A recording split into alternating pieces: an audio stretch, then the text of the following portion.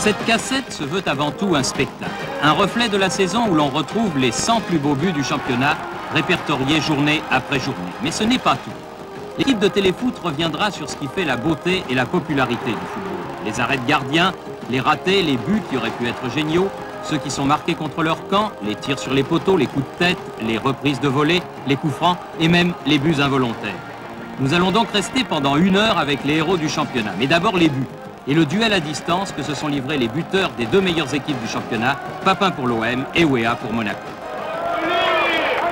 Et dans ce duel, c'est Weah qui tire le premier. Pénalty réussi à Montpellier face à Barbet, son seul pénalty du championnat. Premier but également lors de la première journée pour Jean-Pierre Papin. Superbe combinaison avec Chris Waddle qui est accroché par le Lillois Rollin. C'est le premier pénalty de la saison pour l'avant-centre de l'OM qui trompe Jean-Claude Nadon. Ce sera le seul but du match. Pourtant, en deuxième période, le meilleur buteur des 4 dernières années va avoir l'occasion d'inscrire son 2e pénalty de la soirée. Il est poussé dans le dos par Da Silva. La faute est indiscutable. JPP veut se faire justice lui-même, mais trouve cette fois la transversale du but lillois.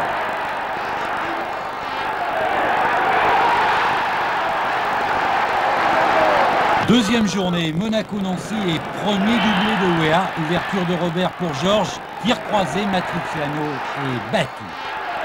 Dans ce match, Weah va réussir la passe de 2 en 3 minutes. Cette fois, il marque suite à un centre de Rui Barros. Superbe tête plongeante. 3e but en 2 matchs.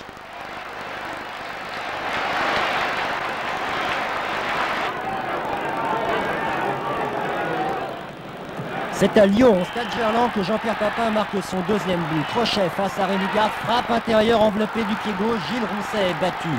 Rousset réussit vraiment bien. JPP, il lui avait déjà marqué 5 buts en 2 matchs lors du championnat précédent.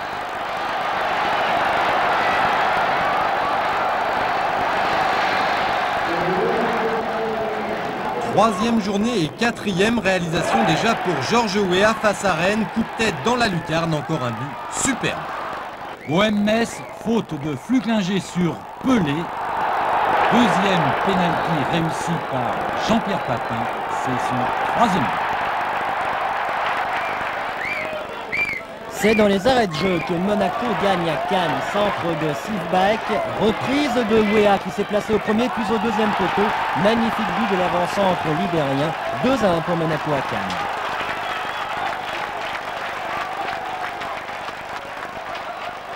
Jean-Pierre Papin qui tourne au rythme d'1 but par match permet à l'OM de l'emporter à Rennes 2-1.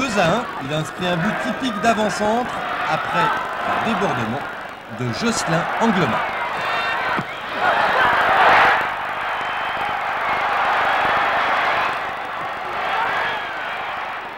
Monaco-Lyon, 5e journée, 6e but de Georges Weah. Un centre de Rui Barros. Weah contre un dégagement de Rémi Garde. Oh. À Caen, Papin rejoint Weah au classement des buteurs. Il marque 2 fois, passant de 4 à 6 buts. C'était en direct sur TF1, victoire de Marseille 3-1, son 3e pénalty en 6 matchs et en 6 buts. Encore un but décisif pour l'avant-centre de Monaco marqué face à Lille à 3 minutes de la fin, son 7e but. Face à Nîmes, 7e but de Papin, encore sur pénalty. 8e journée, le compteur de Jean-Pierre va rester bloqué à 7 buts pendant 1 mois, mais celui de Georges continue à tourner et à bon régime. À Sochaux, le Libérien marque ses 8e et 9e buts. Celui-là, bien sûr, sur un centre de Fofana.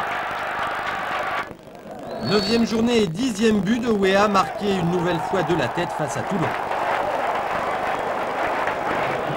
10e journée, Saint-Étienne-Monaco, 11e but de Georges Weah, tir de 25 mètres qui trompe Joseph Antoine. Toujours Weah, 5e journée consécutive où il réussit à marquer. Centre de Rui Barros, magnifique coup de tête, mais Monaco est tout de même tenu en échec par Nîmes, 1 partout. Après un mois de stérilité, JPP retrouve le chemin des buts au Stade Vélodrome face à Lens, son 8e but qui permet à l'OM d'arracher un résultat nul. 12e journée, Auxerre-OM au Stade de l'Abbé Deschamps, faute de Prunier sur Papin, pénalty sifflé par l'arbitre. Le ralenti laisse l'impression que M. Quignou a été très généreux avec Marseille. 9e but de Papin, le 5e sur pénalité. 13e journée. En cette période, c'est au tour de Weah de connaître un creux. En revanche, JPP satisfait de nouveau son appétit. D'abord une volée contre Nantes et puis un deuxième but à la limite du hors-jeu. L'OM gagne 4-0, les 10e et 11e buts de l'avant-centre marseillais. Après 4 journées sans but, Weah de nouveau efficace lors de la 16e journée à Auxerre. 16e journée toujours, Marseille-Nancy. Petit numéro de Waddle. Centre, Papin se jette et de 12 pour JPP. Le terrain de Cannes porte bonheur à Jean-Pierre qui inscrit le numéro 13 face à Dussuyer. Il prend de vitesse Pierre aussi, puis une frappe étonnante après avoir traversé tout le terrain, un petit peu comme l'année d'avant à Auxerre. Lors de la 22e journée, la 3e des matchs retour, Jean-Pierre Papin réalise son seul triplé de la saison face à Rennes. Après un premier but superbe inscrit dès la 2e minute, JPP trompe de nouveau Pascal Rousseau à la 18e minute. Un face-à-face gagné par l'avant-centre de l'OM qui marquera une 3e fois sur pénalty. C'est son 16e but. 22e journée toujours, Monaco-Cannes, centre de Sonore, dégagement de Zidane contré par Passy. Cela a profité à Weah. 14e but de Georges, cette fois au dépens de Dussuyer. Marseille bat Caen 4-0, faute sur Deschamps. Monsieur Lenné accorde le pénalty, le 7e marqué par Papin et son 17e but. 25e journée, ouverture de Nyako et 15e but de Weah face à Lille. Un but superbe. Regardez au ralenti la fin de corps qui met dans le vent Jean-Luc Buzyn. Saint-Étienne-Marseille, deuxième version. La première avait été annulée à cause d'une boîte de bière qu'avait reçue Jean-Pierre Papin. JPP jubile lors du match à rejouer. C'est lui qui a marqué le but qui a permis à l'OM d'arracher le match nul à Geoffroy Guichard.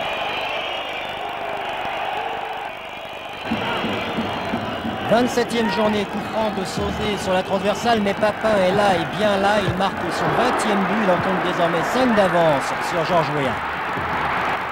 28e journée, exploit d'Abedi Pelé sur la droite qui passe en revue toute la défense sochalienne et offre à Papin son 21e but. L'OM concède un match nul, mais Papin marque une deuxième fois sur pénalty.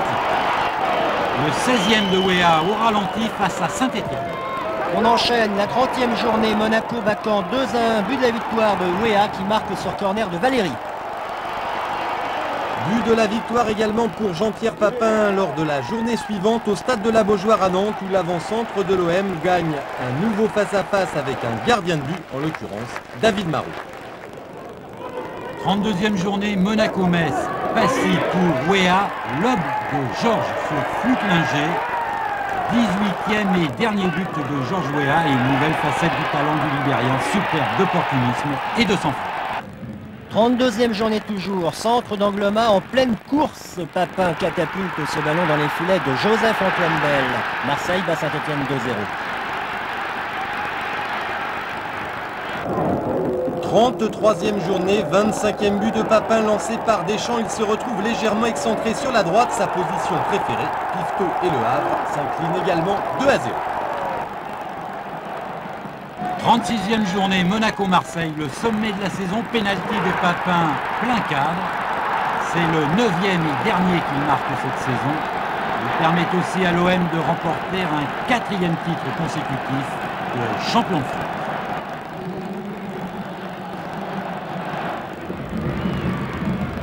Et puis sa dernière rencontre en championnat, son dernier match à Marseille et son dernier but.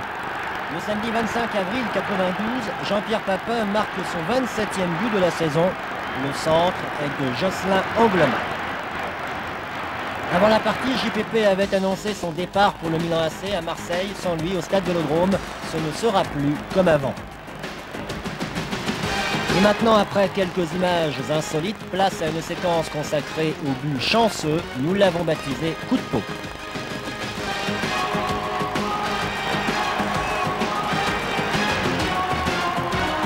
La chance fait partie intégrante du football. Elle n'est pas suffisante pour faire une grande équipe, mais elle est nécessaire.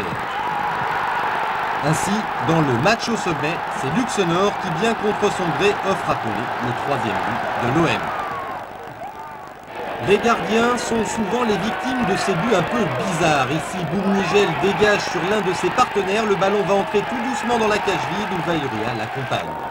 Mésaventure presque identique pour le gardien nîmois Lionel Pérez, contré par Séchet. Tony Vérel n'a plus aucune difficulté à marquer pour Nancy. Dans un autre registre, tête de Sauzé, Flukinger sort le ballon qui a peut-être franchi la ligne. Alors dedans ou pas, on ne le saura jamais, toujours est-il que l'arbitre accorde le but à l'OM. Les buts heureux sont souvent consécutifs à des cafouillages, une série de ballons contrés ou mal dégagés, et ça se termine ici au fond des buts canets, Ferry contrant un ultime dégagement de Dangbeto. Curieuse également cette reprise de volée légèrement ratée par Bernardet qui lobe à Mitrano. Enfin, un but involontaire marqué par l'Auxerrois William Prunier, dont le seul mérite est de passer par là.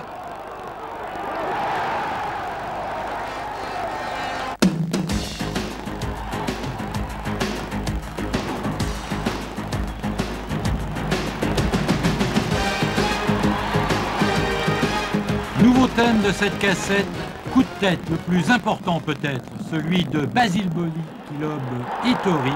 Monaco ne s'en remettra pas, l'OM sera champion. Grand spécialiste de ses buts marqués de la tête, Georges Weah, il en a réussi 6, c'est lui le recordman du genre. Saint-Étienne-Sochaux, 3 buts dans ce match, tous les 3 ont été réussis de la tête et en l'espace de 7 minutes. Le premier a été marqué par Moravchik, le deuxième par Castendutch, 2 têtes pour Saint-Étienne, une pour Sochaux et les signés Lionel Pré. Calderaro a réussi un seul but de la tête cette saison, mais il est super.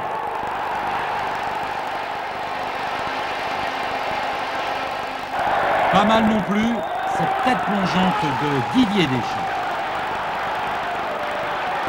Dans un autre genre, cette tête d'Amara Simba, acrobatique. Opportuniste, celle réussie par Batik. Tonique, celle d'Assadoui. Enfin, plus classique, ces coups de tête réussis sur corner.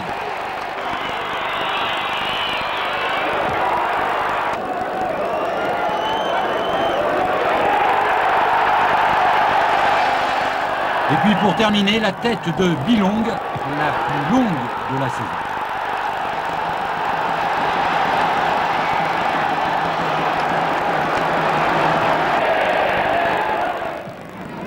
De l'insolite encore, avant de passer au plus beau but de chacune des 38 journées du championnat. Nous avons quitté la séquence précédente consacrée au coup de tête avec Romarin Bilong. C'était lors du match entre Lyon et Rennes. Eh bien, nous restons avec ce match. Nous en avons même vu le coup d'envoi, car c'est ce jour-là qu'a été marqué le but longtemps resté le plus rapide du championnat 91-92, but marqué par Roche. Mais ensuite, il y a eu mieux encore. Vous allez voir, Caen reçoit Cannes et Rio marque après 7 à 8 secondes de jeu, record de toute l'histoire du championnat.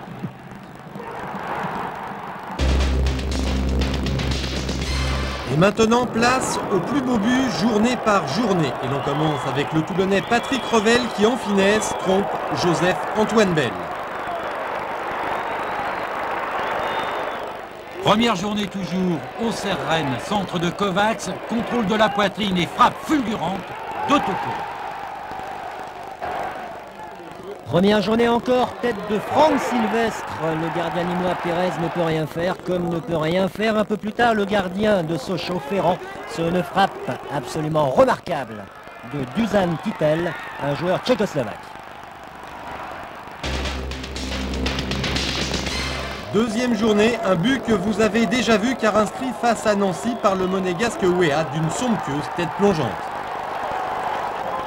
Deuxième journée toujours, Lyon-OM, original, un but de Jean-Pierre Papin. Il embarque Rémi Garde sur le côté droit, crochet, frappe du gauche, Rousset est battu. Cette fois, JPP n'a pas marqué en force, son but est un modèle d'équilibre et de précision.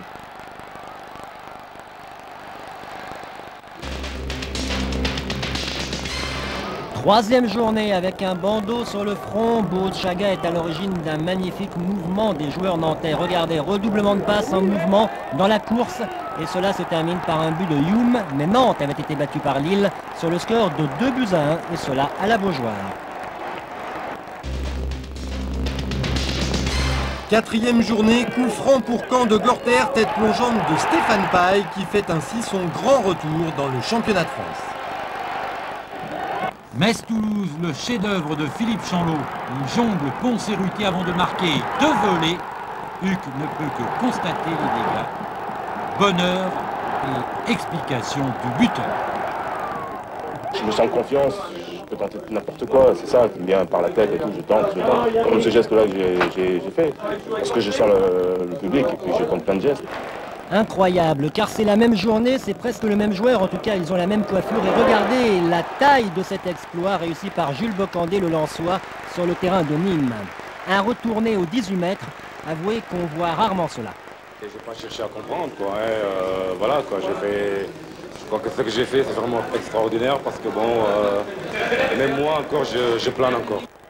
Et ça plane également pour Pérez, Lionel Pérez, le gardien de Nîmes, mais un petit peu insuffisamment. Il lui manque quelques centimètres pour détourner ce ballon.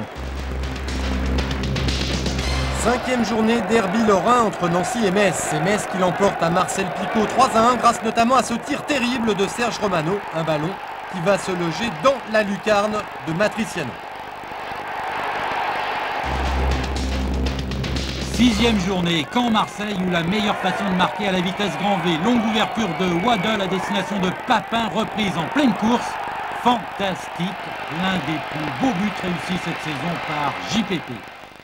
Angle impossible, reprise instantanée et idéalement croisée. Montagnier n'a rien pu faire. Corner de l'Adaoui, on ne l'a pas vu, mais choc de l'image avec la reprise de l'Australien de Lens, Robbie Slater. Reprise parfaite. Ce kangourou a plus d'un tour dans son sac.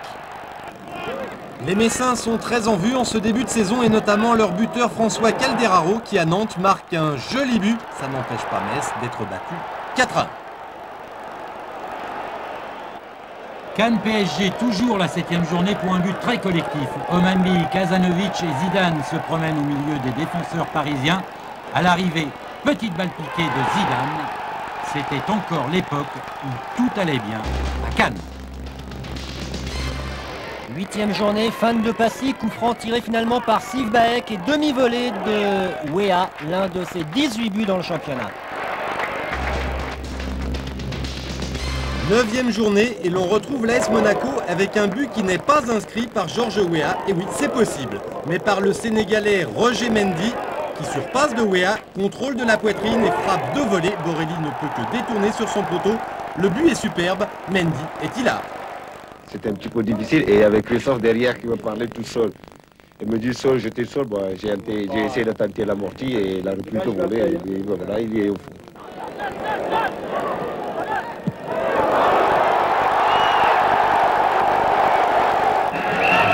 Auxerre-Lens, un seul but dans ce match. À l'origine, Mahé passe pour Ferreri. Centre, reprise de Dutuel hors de portée de Bernard Lama. Beau but et pourtant pas évident. Dutuel est droitier. Mais là, il a tout de même bien assuré du pied gauche.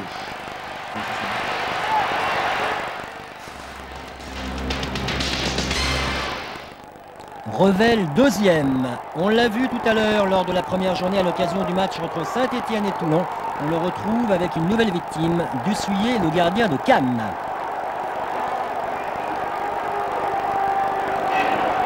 Toulouse-Montpellier et le talent intact de l'Argentin Beto Marsico qui évite 2 défenseurs et avec un pas d'élan loge le ballon dans la lucarne de Barabé. Dommage pour Toulouse que Marsico ait dû rentrer en Argentine en cours de saison. Rennes-Lyon, 10e journée toujours, et l'exemple même de l'exploit personnel. Il est signé Bouderbala. Crochet sur Rico, tire dans un angle fermé sous la transversale. Génial, Aziz.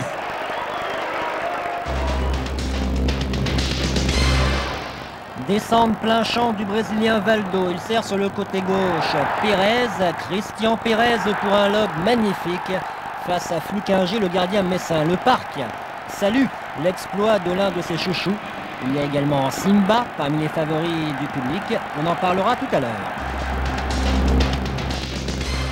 12e journée, l'AS Cannes va l'emporter au stade Saint-Symphorien à Metz grâce à un but d'Alyosha Hasanovic après ce centre de Robbie Langer. C'est l'un des trop rares exploits du Yougoslave passé en début de saison de Metz à Cannes. 13e journée, OM Nantes, combinaison Waddle-Deschamps. Centre de Didier Deschamps volé comme elle vient de JPP, classique et efficace. Corner à Nancy et regardez comment percer un coffre-fort, ou du moins un rideau constitué de 4 joueurs adverses. Zavarov face à 4 joueurs lensois. Chapeau, but superbe.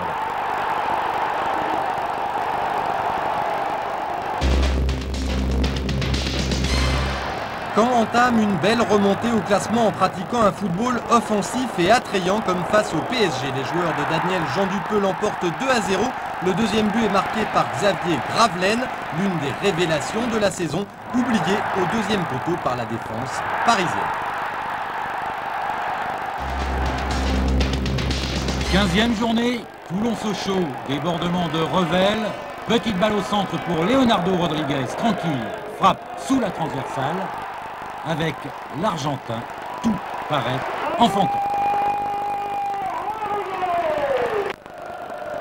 Alors Simba, le voilà. Pérez avait marqué un but admirable quelques semaines plus tôt au Parc des Princes, mais que dire de celui-là réussi par Amara Simba. Il est vrai que Simba est coutumier de ce genre de but, réussi déjà auparavant avec l'équipe parisienne ou encore avec l'équipe de Cannes. Longue remise en jeu de Le Guen, amorti de la poitrine,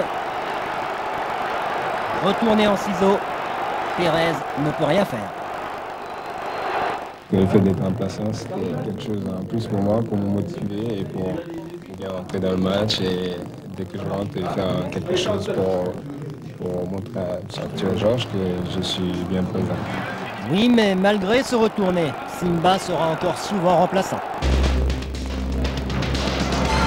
16e journée, encore un but superbe, longue transversale de Bernard Casoni à destination de Trevor Steven qui, en taclant, trompe Boubnigel. Sous un autre angle, on va voir que la volée du Britannique lobe le malheureux gardien nancéen.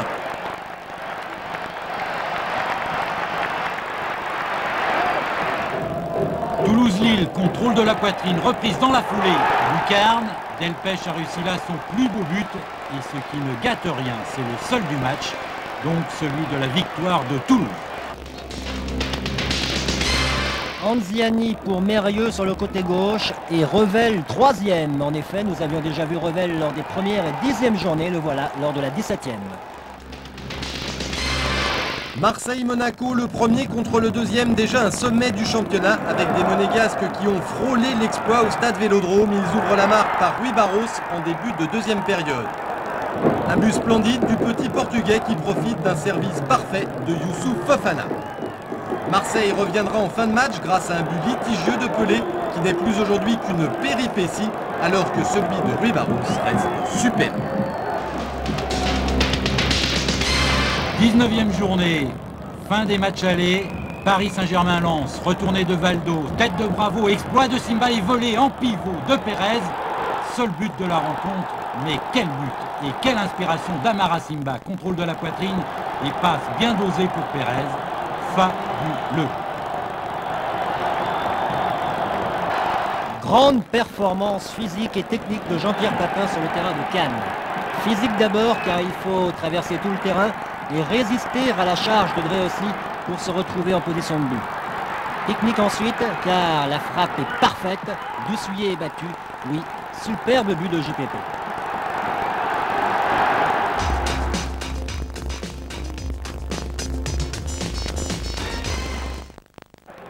Malchance, maladresse ou plus sûrement un mélange des deux, ils ont marqué contre leur camp.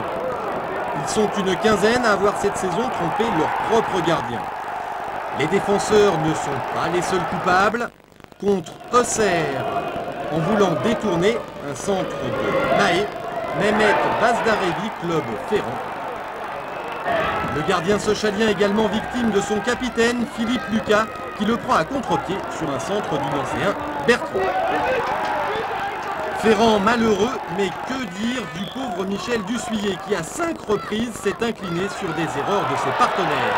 C'est tout d'abord José Bray.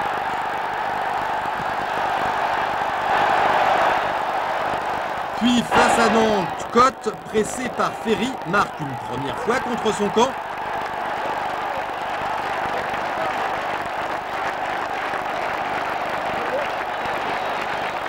Le néerlandais récidive bien involontairement quelques semaines plus tard en détournant un tir de Coquard qui lobe Dussuyer. Pas mal non plus cette grossière erreur d'Éric Guérit. Mais le plus beau est incontestablement le but réussi par Pierre Dréossy. Ce jour-là, Michel Dussuyer a sûrement dû penser qu'il était maudit. Mais ce n'est pas le seul. Cannes a également profité de coups de pouce donnés ici par le Parisien Ricardo. Et pour terminer, la palme au deuxième buteur du championnat français, François Calderaro, auteur de 19 buts pour et d'un but contre.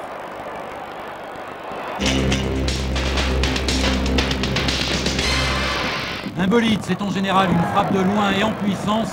Ce but de Bertin n'émarge pas à la catégorie, mais pas mal tout de même. Le spécialiste du genre, c'est le Messin Serge Romano, 4e journée face à Toulouse. Une frappe dans la lucarne de Robin Huc, 5e journée, toujours Romano. Cette fois, c'est Matriciano, le Nancéen, qui constate les dégâts. Encore un Messin, Huisman. Lucas, c'était face à Metz. Cette fois, le Havrais Delaunay qui ne laisse aucune chance au Stéphanois Joseph-Antoine Bell. Bonalaire, pas mal non plus. Martini, battu. Bolide de Rinan de 25 mètres. Et sous un autre angle, on voit que Pifto est aussi trompé par un de ses défenseurs. Bolide maintenant d'un Auxerrois, Martins, 22 mètres sous la barre, du Messin Flucklinger.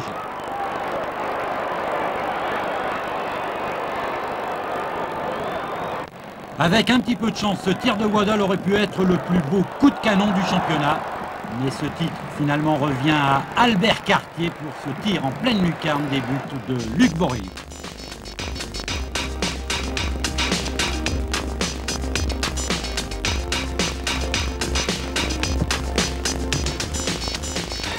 Étoiles, étoiles, nous rendrons hommage aux gardiens à la fin de la cassette, mais d'abord qu'ils nous pardonnent cette séquence quelque peu douloureuse pour leur corporation.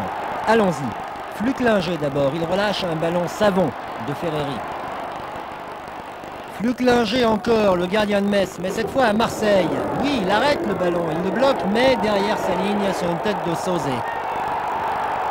Les gardiens lorrains en tête de notre rubrique avec Matriciano. À la suite de ce ballon où le but est accordé par l'arbitre, Matriciano sur un centre de Rodriguez. But invraisemblable et pourtant, Flucklinger et Matriciano réalisaient un bon championnat, de même par exemple que Montagnier, le gardien de Caen, mais la tête de paille lui a échappé. Même le gardien d'équipe de France n'est pas à l'abri des grosses gaffes. Bruno Martini sur une reprise de Lionel Prat, cela se passait au Stade Bonal à Sochaux. Parfois, les gardiens de but préfèrent sortir loin devant, au pied, mais cela est une arme à double tranchant. Barabé, le gardien de Montpellier, lors de la première journée, donne à Djorkaeff, qui ne laisse pas passer l'occasion. Gilles Rousset, gardien remplaçant de l'équipe de France, est dribblé plusieurs fois par le même joueur, par l'attaquant de Nîmes, Marzi. Une fois, 2 fois, 3 fois, et pour finir, ballon dans le but vide. Et pour clore ce chapitre réservé aux sorties malheureuses, de nouveau Flucklinger, c'est De Sailly, le Nantais, qui en profite. Évidemment, les loupés, ça n'arrive pas qu'aux gardiens de but. N'est-ce pas, messieurs les attaquants? Même un joueur de la trempe de Georges Weah peut rater des buts immanquables. Le centre était de Rui Barros, qui a la réputation de rater des buts dits faciles. En voilà la preuve. Anglema, l'un des champions de France contre Saint-Étienne. Et puis Jean-Philippe Durand, champion de France et international comme Anglema, il a réussi le contrôle, il manque sa frappe de balle. Après les attaquants, les défenseurs, et par exemple le jeune Auxerrois Stéphane Mahé. Nous sommes à Lille, il veut donner tranquillement, Bruno Martini est sorti, et un joueur lillois en profite pour glisser le ballon au fond des buts. Un tour maintenant du côté de la défense de Toulon.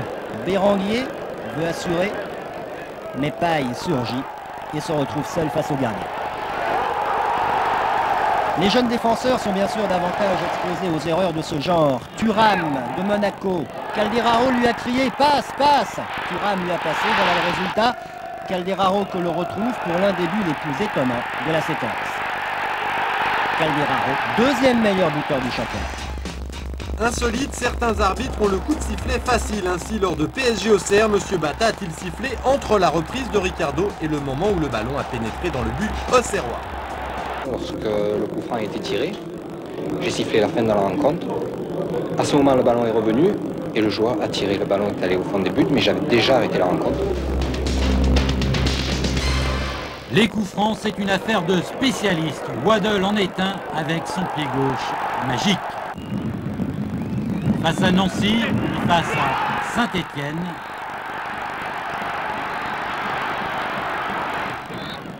Waddle, troisième, cette fois contre Auxerre. Il lui arrive aussi d'être à la réception d'un coup franc. Exemple sur celui-ci de Manuel Amoros. Autre spécialiste marseillais, Franck Sauzet, en force sur la transversale. C'était contre Toulouse. Nouveau coup franc de Sauzet, mais cette fois, ses ballons étaient sur la transversale. Papin, lui, a bien suivi. L'OM a réussi pas mal de buts sur coup franc. Il lui est arrivé également d'en encaisser quelques-uns, notamment par Thomas. Maintenant, pour le plaisir, quelques-uns des plus beaux coups francs de la saison 91-92. Celui-ci de Moreau contre Sochaux. Moreau encore, cette fois contre Auxerre. Ferrer, le Toulousain, toujours contre Auxerre. Et là, contre le PSG. Spécialiste également, Taraziewicz. Contre Lens. Même Taraziewicz contre Nantes, Lucas. Hazanovic, le spécialiste de la saison passée, moins efficace cette année, mais là, il a marqué contre Montpellier. Görter, pas mal. C'était contre Toulon. Görter toujours, cette fois contre Nîmes. Dutuel. Rollin, Lucarne. Valdo face à Sochaux.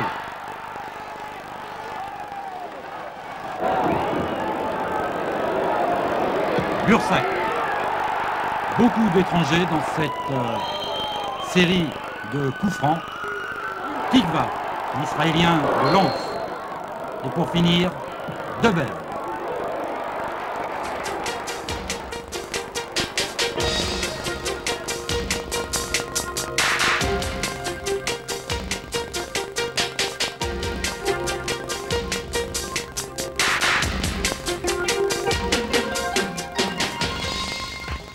Waddle, champion des grimaces, mais la chance également, cet enfer de Belle.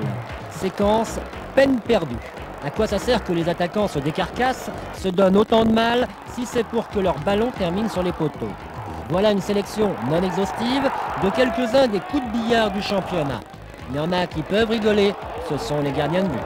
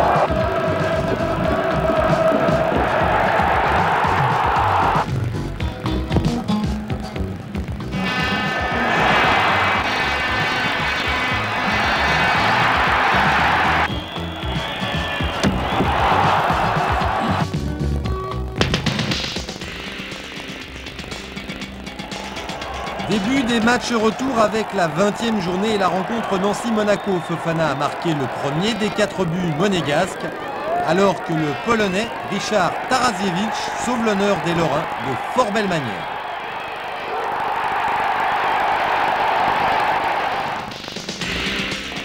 « 21e journée, Caen-Lens, percée de Le Bourgeois sur le côté droit.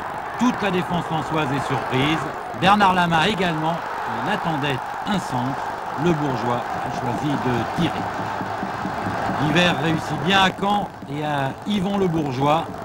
À l'issue de ce match, les Normands sont 2e ex-aequo du championnat.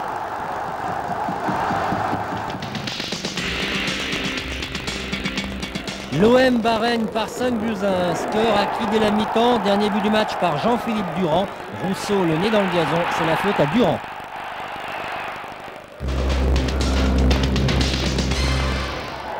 Lyon inflige à Monaco sa 6e défaite de la saison, 2-0. Deuxième but marqué par le Yougoslave Bursak. Bursak souvent remplaçant à l'OM. 23e journée toujours, Rennes-Le Havre. Tacle de Sorin, récupération canabillique, balle piquée, Rousseau est lobé. Superbe geste technique. Et dans un genre bien différent, frappe dans la course de Christophe de Guerville pour Saint-Etienne à Toulouse. Sochaux reçoit Lens et réussit un but très papinesque. L'auteur, Alain Caveglia, jubile et pourtant, Sochaux s'incline à domicile. 24e journée, Nantes-Nîmes, centre d'Ayache, Arpignon se jette, rideau et vacances pour tout le monde. Non, ce n'est pas un retourné acrobatique, mais une tête d'Amara Simba. Le football, c'est simple. En quelques secondes, un dégagement, une déviation et une course. Monaco transperce la défense de Lille. Rui Barros n'est peut-être pas un grand buteur, il marque pourtant de bien beaux buts. 26e journée, Le Havre-Caen, centre de Dangbeto, Pifto repousse, reprise de Rio, seul but du match, victoire de Caen dans le derby normand. Il faut beaucoup d'opportunisme et une spontanéité incroyable pour réussir ce but marqué par Jean-Pierre Papin après que le poteau, ou plutôt la transversale, ait renvoyé le coup franc tiré par Sauzet. Olmeta est heureux, Barthez a à peine le temps de se relever que déjà il constate les dégâts. 28e journée, le brouillard nancéen a bien failli nous priver d'un petit chef-d'œuvre. La caméra derrière les buts permet de constater que l'auteur de ce lob est Alexandre Zavarov. 29e journée, Nîmes-Monaco, reprise de l'intérieur du pied de Rui Barros. Marquer, ce n'est pas vraiment sa spécialité, mais ça lui arrive souvent pour des buts importants. Et puis, non seulement c'est le but le plus rapide du championnat, marqué après seulement 7 à 8 secondes de jeu, mais c'est également l'un des plus beaux, signé Michel Rio pour Caen, sur une ouverture de Gorter. Une combinaison sûrement travaillée à l'entraînement.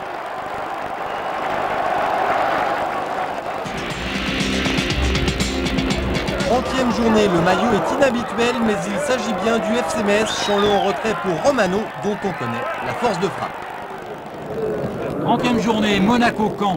Il arrive que les buts soient marqués dans la douleur. Là, c'est vraiment l'exemple parfait. Rio à l'arraché, Ettori repousse, récupération Rio en retrait, reprise de paille.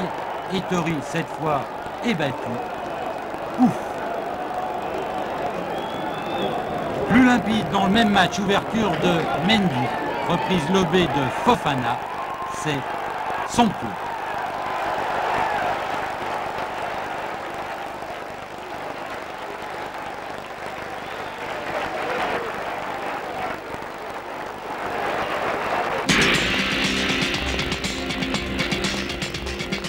Près de 40 000 personnes à la Beaujoire à Mantes pour la venue de l'OM. Un ancien du club, Didier Deschamps, lance Jean-Pierre Papin. Tout le public espère que Marot va sortir vainqueur de ce duel. Non, Papin est passé. Il résiste à la charge des défenseurs nantais et marque le seul but du match. Il restait un quart d'heure à jouer. Papin, le plus fort encore ce soir-là, il n'était pas hors jeu. La suite pour lui est une formalité car décidément, ces duels avec les gardiens, il les gagne pratiquement 10 fois sur 10.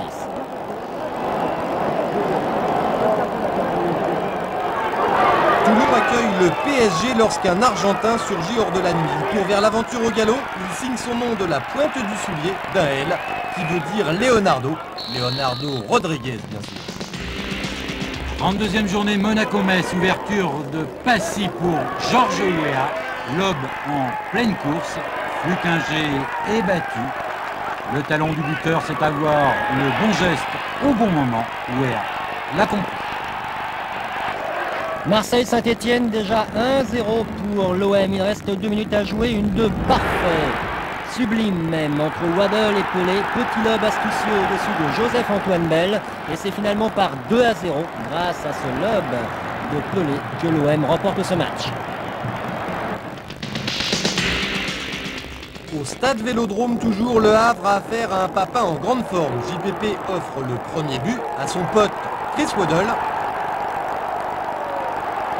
Le deuxième, il le marque lui-même. Vous l'avez déjà vu, mais comment résister au plaisir que ne nous offrira plus chaque samedi notre Jean-Pierre National. 33e journée, Saint-Etienne-Cannes, tir en force d'Aon qui percute la transversale. But, le ballon est rentré. Offrir un caviar, c'est une expression à la mode dans le langage du football. Et bien pour le dictionnaire des sports, Fernandez se fend du meilleur des exemples. Il offre un caviar, un but, à Franck Priou. Merci pour lui, Cannes avait battu Lens 2-1. Ils sont 4 à Lille, 4 Danois blonds et efficaces comme Per Frantzen, auteur de ce but face à Toulouse. 35e journée, Auxerre-Cannes, centre de Mahé. Le ballon ne sort pas, récupération Cugnier, cette fois-ci à droite, ressent, talonnade de Coquard, bien joué. Malheureux Kara Dussuyer a bien vu que le ballon ne sortait pas, mais cela ne lui a pas servi pour autant. Le geste de Coquard est bien vu. 6 buts et 3 poteaux pour Lens contre Lyon. 6 buts, 4 pour Lens, 2 pour Lyon, 3 poteaux, les 3 pour Bouafia. Étonnant, non? Le ballon navigue aux abords de la surface toulonnaise. Metz est mené 1-0 et égalise grâce à un bolide de son capitaine, Albert Cartier.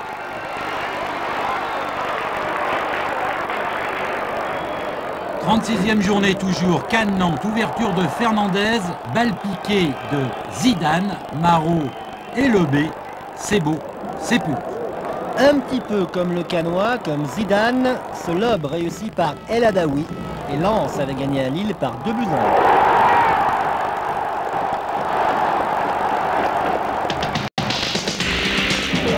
C'est l'équipe réserve de Monaco qui se déplace au Havre et encaisse un but marqué dès la première minute par Patrice Garande, son 100e but.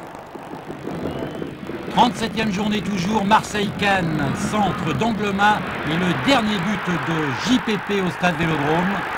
C'est fait, Marseille est champion, 4e titre consécutif. Et Papin, meilleur buteur pour la 5e fois de suite.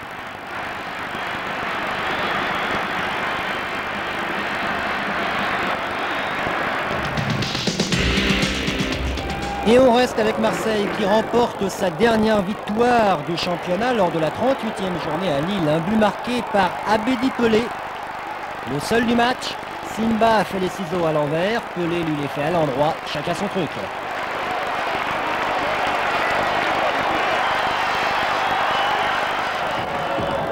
Également à l'honneur lors de cette ultime journée, le Messin Calderaro qui profite d'un service parfait de Philippe Chanlot pour tromper Bernard Lama.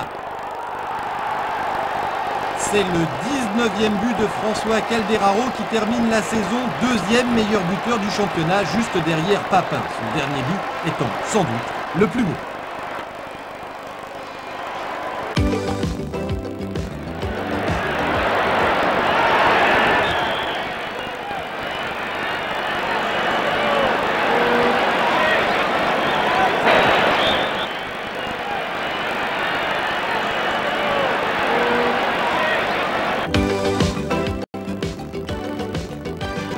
Les buteurs, vous connaissez, les défenseurs, peut-être moins.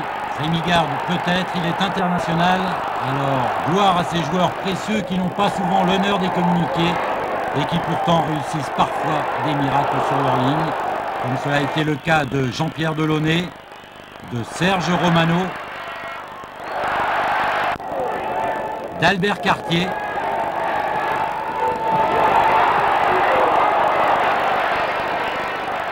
de Pascal Fugier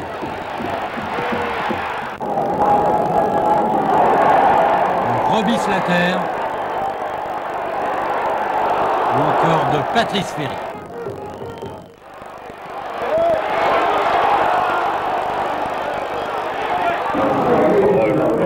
Qu'est-ce que tu veux que je lui dise? Que je lui dise qu'il est pas bon?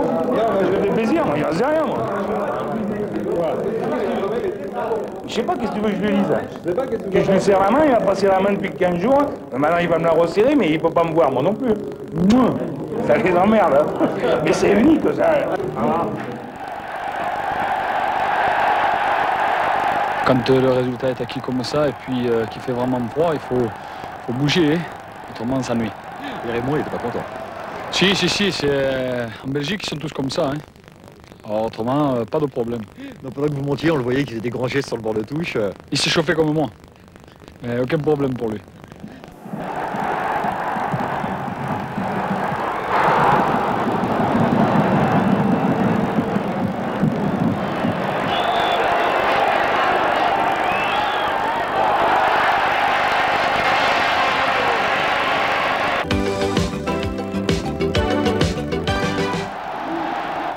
Honneur aux gardiens. La 500e de Jean-Luc Ettori, le gardien de but de l'AS Monaco.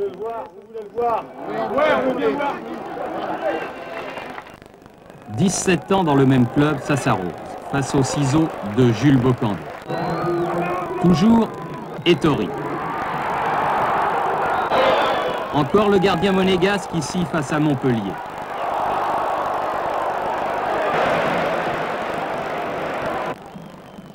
Lionel Pérez de Nîmes, l'une des révélations de la saison.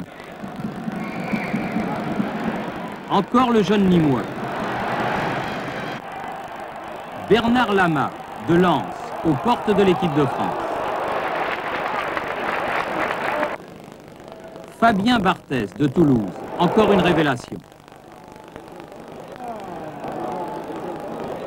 Et tous les autres, Montagnier de Caen, Pifto du Havre, Mastriciano de Nancy, sans oublier Martini, le gardien de but de l'équipe de France, d'Auxerre, Marot de Nantes, Olmeta de l'OM, Charbonnier d'Auxerre, Ferrand de Sochaux ou Rousset de Lyon.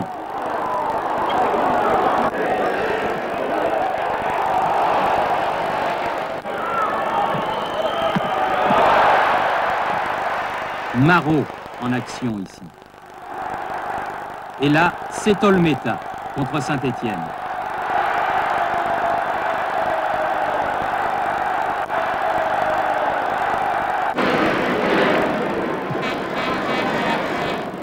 De la chance, il en faut quelquefois. Martini ici.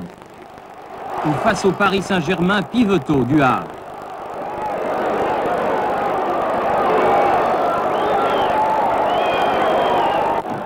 Il y a le jeu, mais aussi la sanction suprême, comme on dit, le penalty, qui souvent décide du sort d'un match.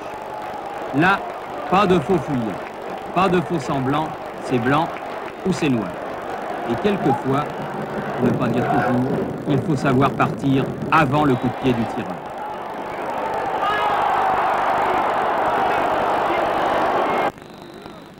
Claude Barabé, avec l'arrêt qui aurait pu changer le cours de la saison, sur un pénalty de Papin. En France, c'est une constante, il y a toujours eu de très bons gardiens.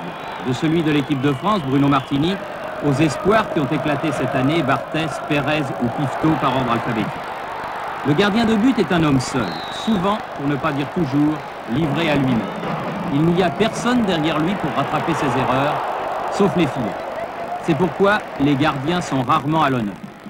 Cette séquence est dédiée à tous les gardiens de France, car pour être Gaulle, comme on dit, il faut être un peu fou. Avec un salut tout spécial à ceux qui ont franchi le cap des 500 matchs en première division cette saison, Jean-Luc Ettori, l'Européen de Monaco qui continue, et Joël Batz qui arrête sa carrière après 504 matchs de bons et loyaux services.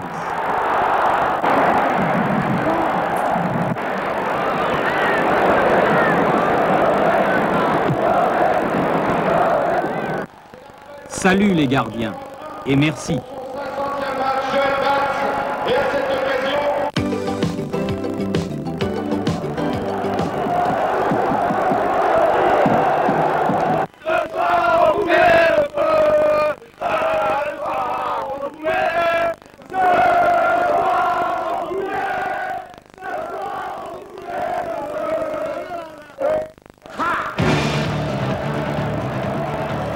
Difficile de classer tous ces buts, tous ces plus beaux buts du championnat. Nous en avons tout de même retenu 6.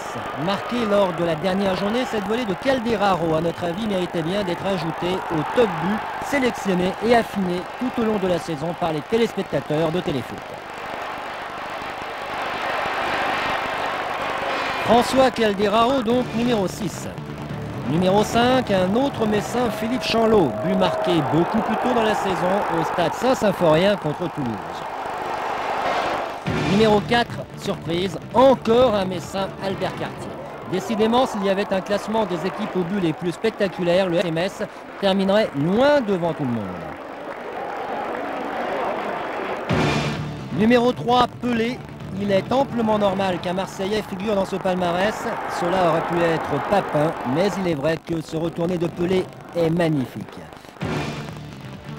Ce sont du reste 2 autres retournés qui se retrouvent aux 2 premières places. Bocandé, numéro 2, il fut longtemps premier.